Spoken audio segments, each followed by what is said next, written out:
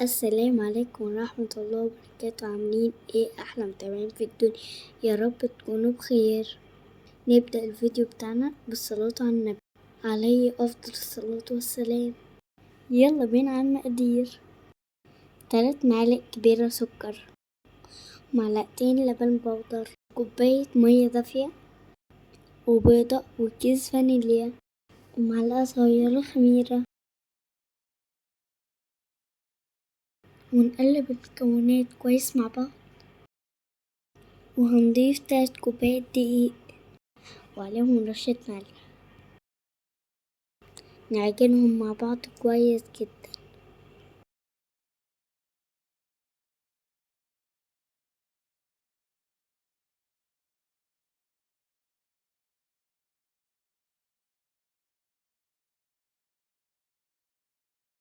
نستمر في العجن 5 دقايق.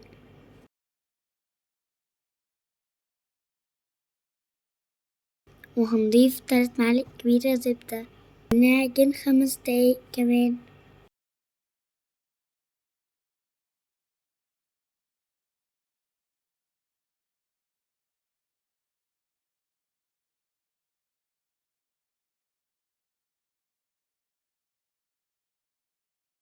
لازم العجينة تبقى طرية وبتلزق.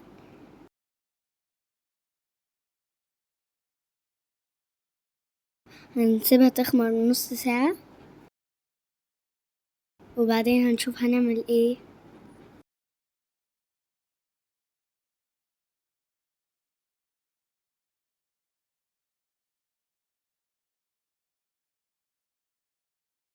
في الوقت ده هنحضر صوص السينابون. هحتاج 100 جرام جبنة كريمي، و100 جرام لبن بودر، و100 جرام كريم شانتيه، معلقة كبيرة زبدة. هنضيف كل المكونات على بعض،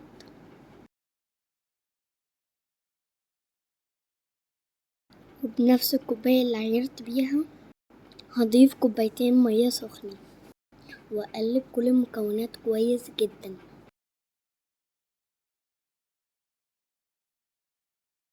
نسينا نحط السكر، نحط معلقتين كبار سكر.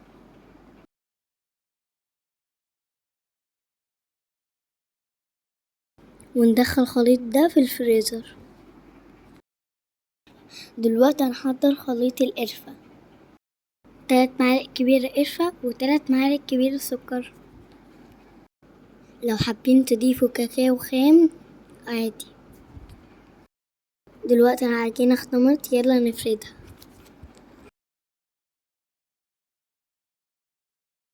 هنرش رشة دقيق كويسة جدا، وهنزل بالعجينة.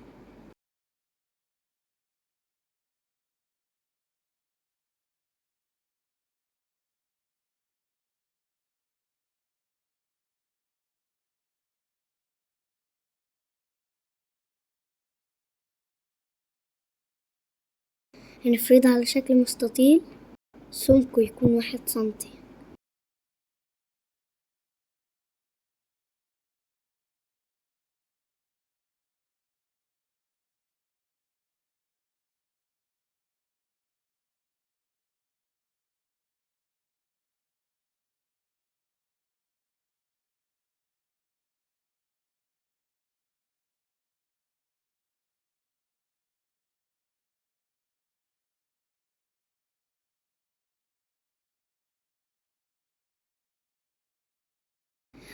هنشيل الأطراف عشان نظبط الشكل.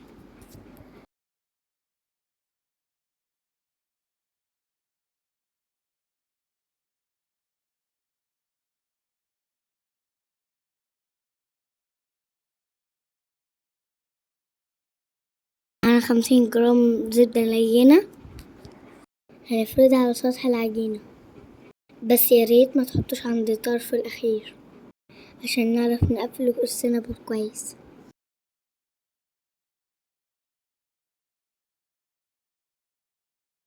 وبعدين هنرش خليط القرفة، وبرضه ما نجيبش عند الطرف.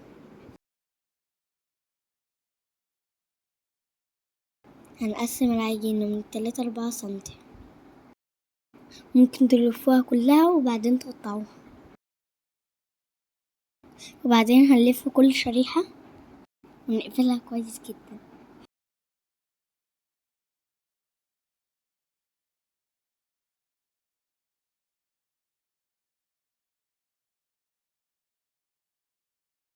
هندهن الصينية زبدة كويس، بعد كده نرصها فيها.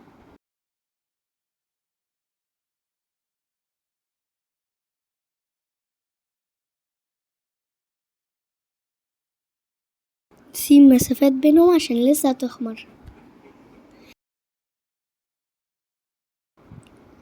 وهو شكلها بعد نص ساعة اختمرت كويس.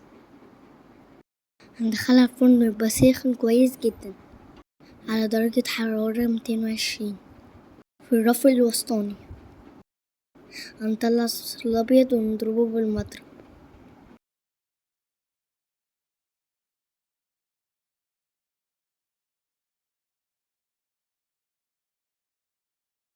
السابة بعد ما استوى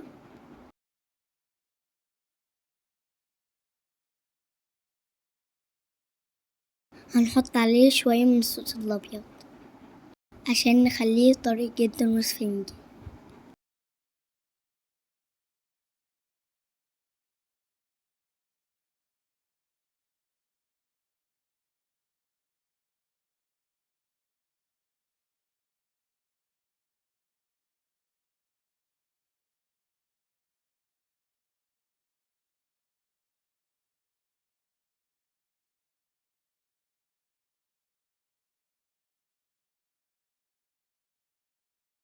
دلوقتي هنقدم السينابون.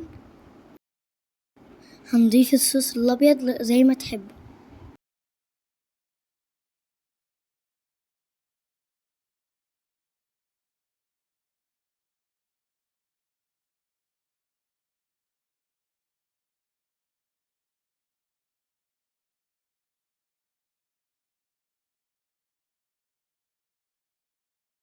هنحط عليه شوكولاتة ولوتس أو الطعم اللي انتوا عايزينه.